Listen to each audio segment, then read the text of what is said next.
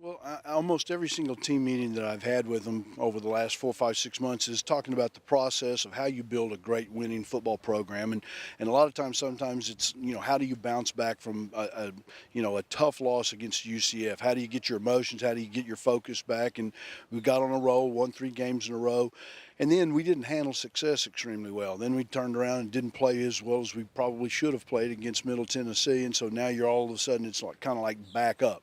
So we talked about this, okay, we just had a very, very good win against Tulane. Now we get this second chance of how do you handle success? You bounce back, you grind, you forget about what happened, you just try to get better every single week.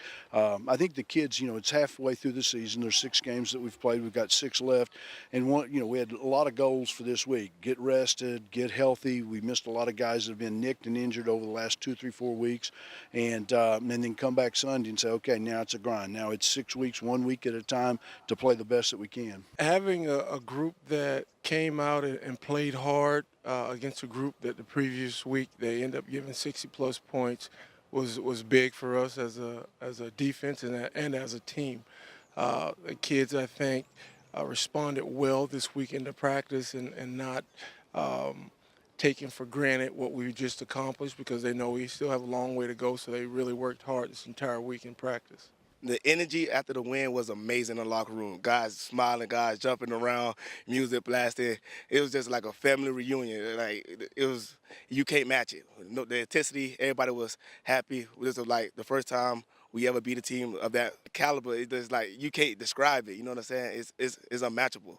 The approach of the defense and the defensive line is that we are blue-collar workers, and our work is never done.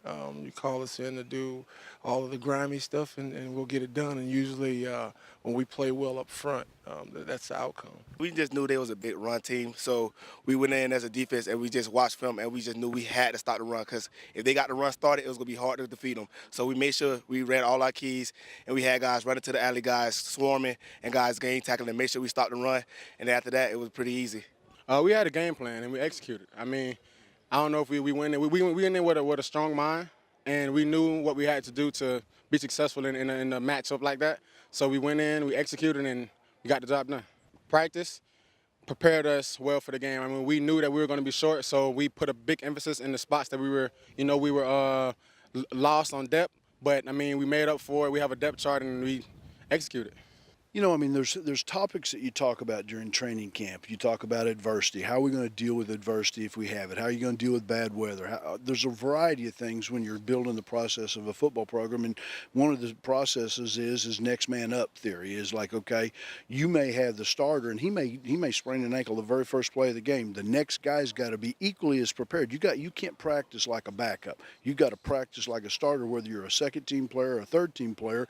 And then as guys get nicked or if they can't play in a particular game, you're equally as prepared. Well, it's that next man up mentality. When you have really three big pieces of what you do defensively missing or nicked up, kind of could wear on you. But I think the guys that were backups the week before end up stepping up and next guy up, and they did their job, and even a little bit more so I thought this week because last week we limited what we were going to do somewhat defensively just so that we can get the most out of those guys that played. Well, it's to let last week be last week, prepare mentally and physically for next week, and get healthy. We just mostly just focused in on the assignments we needed to do and the little things to get back to the basics, make sure everybody read their keys perfectly, and then we just made sure we had good physical practices, and we put in the extra work with watching film and things of those matter to make sure we will be prepared no matter what.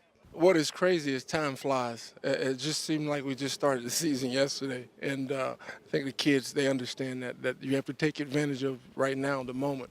The growth that we've had from the beginning of the year to now is exponential. They have embraced and embodied the mind, sense, and frame of each and every opportunity is opportunity for me to get better. And one play at a time, one series at a time, one game at a time. mean, there's several things. I mean, one of them is, and we've talked about it all season long, there's 1,440 minutes in a day, and you don't want to waste your day. I mean, we only get a limited amount of practice this week. We don't want to be the same when those practices are over with, and it's kind of the theme of the entire season. I mean, we want to get better. The best game we play, I want it to be our 13th game. I want us to get better every single week and never reach a plateau where you feel like, okay, we're as good as we're going to be. We want to win out. We want to win the rest of these conference games. We want to go to a conference championship. We want to go to a bowl game. And whatever my part is to play in that role, I'm going to do it to my utmost potential. And I know the team is with me. And the team, we all focused in. We locked in, ready to go.